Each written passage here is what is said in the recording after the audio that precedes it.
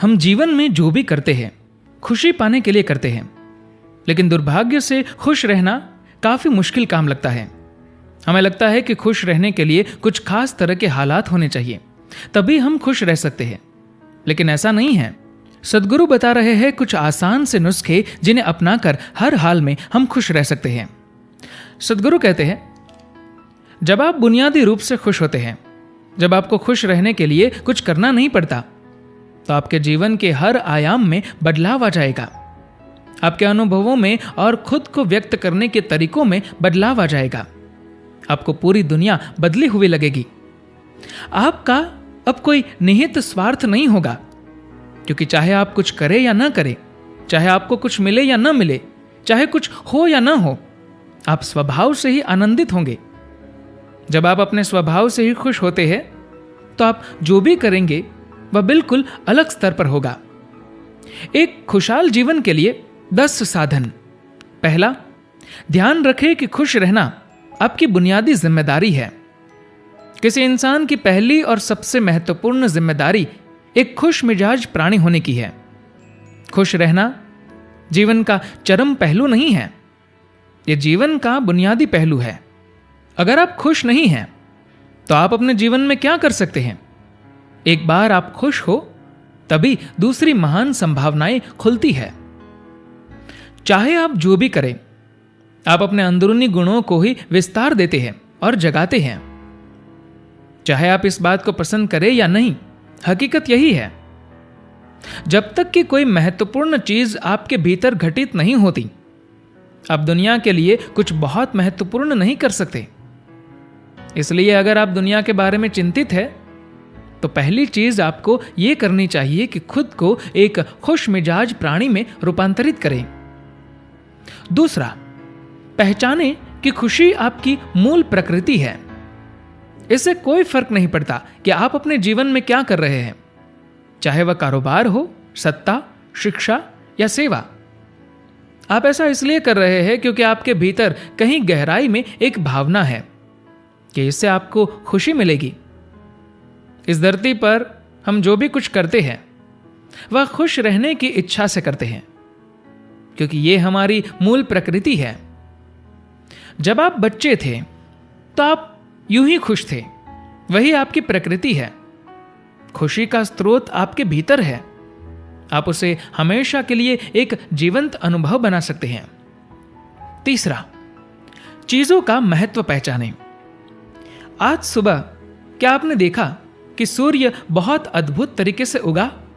फूल खिले, कोई सितारा नीचे नहीं गिरा, तारामंडल बहुत अच्छी तरह काम कर रहे हैं, सब कुछ व्यवस्थित है। आज समूचा ब्रह्मांड बहुत बढ़िया तरीके से काम कर रहा है। मगर आपके दिमाग में आया किसी विचार का एक कीड़ा आपको यह मानने पर मजबूर कर देता है कि आज बुरा दिन है। कष्ट मुख्य रूप से इसलिए होता है क्योंकि ज्यादातर इंसान इस जीवन के प्रति सही नजरिया खो बैठे हैं। उनकी मनोवैज्ञानिक प्रक्रिया अस्तित्व की प्रक्रिया से कहीं बड़ी हो गई है। या सीधे सीधे कहे तो आपने अपनी रचना को सृष्टा की सृष्टि से कहीं अधिक महत्वपूर्ण बना दिया है। यह सारी पीड़ा का बुनियादी स्रोत है। हम इस बात की पूरी समझ खो बैठे हैं कि यहां जीवित रहने के क्या मायने हैं। आपके दिमाग में आया कोई विचार या आपके मन की कोई भावना फिलहाल आपके अनुभव की प्रकृति को तय करती है। और यह भी हो सकता है कि आपके विचार और भावना का आपके जीवन की सीमित हकीकत से कोई लेना देना न हो। पूरी सृष्टि बहुत बढ़िया तरीके से घटित हो रही है, मगर सिर्फ एक विचार या भावना सब कुछ नष्ट कर सकती है। चौथा, मन या दिमाग को उसके असली रूप में देखें। जिसे आप मेरा मन कहते हैं, वह असल में आपका नहीं है। आपका अपना कोई मन नहीं है। कृपया इस पर ध्यान दें। जिसे आप मेरा मन कहते हैं, वह बस समाज का कूड़ेदान है। कोई भी और हर कोई जो आपके पास से गुजरता है, वह आपके दिमाग में कुछ न कुछ डाल जाता है। आप वाकई यह चुन नहीं सकते कि किससे आपको चीजें ग्रहण करनी है और किससे नहीं करनी। अगर आप कहते हैं मुझे यह व्यक्ति पसंद नहीं है, तो आप किसी भी और से ज्यादा उस इंसान से ग्रहण करेंगे। आपके पास कोई चारा नहीं है। अगर आपको इस बात की जानकारी हो कि उसे ठीक करके कैसे इस्तेमाल करना है, तो यह कूड़ेदान उपयोगी हो सकता है। असर और जानकारी का यह ढेर जो आपने जमा किया है, वह सिर्फ दुनिया में जीवित रहने के लिए उपयोगी है। आप कौन है, इससे उसका कोई संबंध नहीं है। 5वां, मन से अपने बुनियादी अस्तित्व की ओर बढ़े। जब हम किसी आध्यात्मिक प्रक्रिया की बात करते हैं, तो हम मन से अपने बुनियादी अस्तित्व की ओर जाने की बात करते हैं। जीवन का संबंध इस सृष्टि से है जो यहां मौजूद है। उसे पूरी तरह जानना और उसके असली रूप में उसका अनुभव करना, अपने मन मुताबिक उसे विकृत न करना ही जीवन है। अगर आप अस्तित्व की हकीकत की ओर बढ़ना चाहते हैं, तो सरल शब्दों में आपको बस इस बात का ध्यान रखना होगा कि जो आप सोचते हैं वह महत्वपूर्ण नहीं है, जो आप महसूस करते हैं वह महत्वपूर्ण नहीं है। आप जो सोचते हैं उसका हकीकत से कोई लेना देना नहीं है, उसका जीवन के लिए कोई बड़ा महत्व नहीं है। मन बस उन फालतू चीजों में उलझा रहता है जो आपने कहीं और से इकट्ठा किया है। अगर आपको वह महत्वपूर्ण लगता है तो आप कभी उसके परे नहीं देख पाएंगे। आपका ध्यान स्वाभाविक रूप से उस दिशा में जाता है जिसे आप महत्वपूर्ण मानते हैं। अगर आपके विचार और आपकी भावनाएं आपके लिए अहम है, तो स्वाभाविक रूप से आपका सारा ध्यान वहीं होगा। मगर यह सिर्फ एक मनोवैज्ञानिक हकीकत है। इसका अस्तित्व में मौजूद चीजों से कोई लेना देना नहीं है।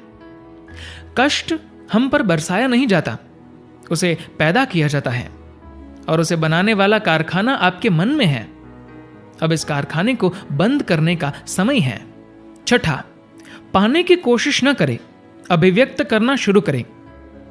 आज हम इतने जोर शोर से खुशी की तलाश कर रहे हैं कि धरती का जीवन ही खतरे में पड़ गया है।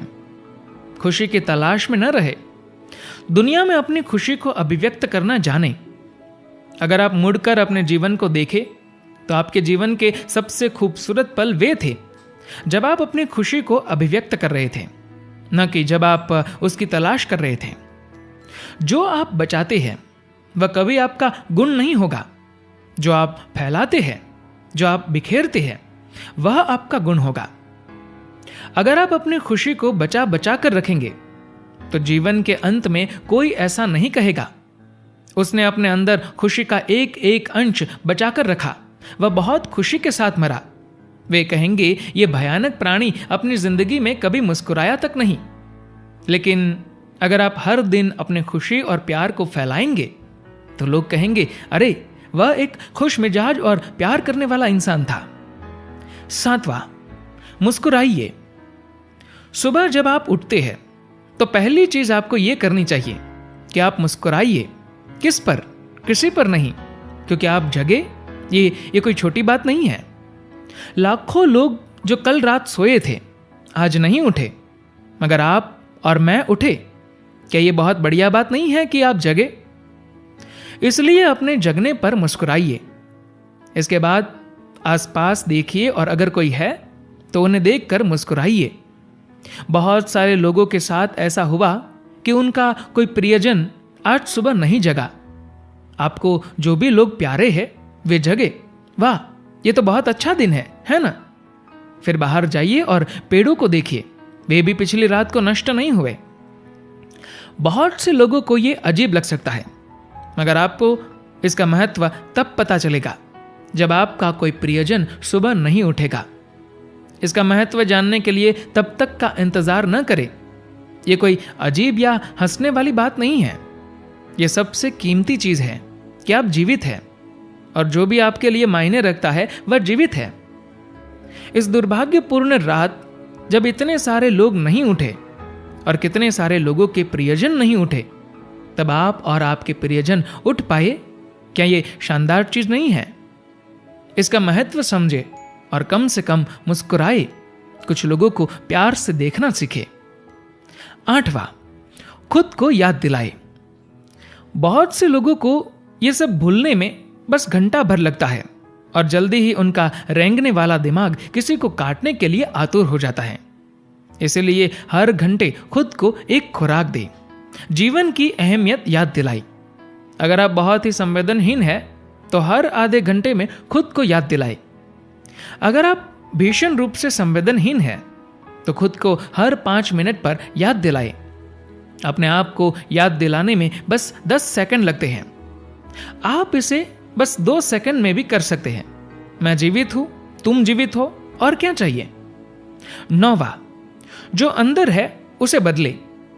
वर्तमान में आपके जीवन की गुणवत्ता उन कपड़ों से तय नहीं होती जो आप पहनते हैं।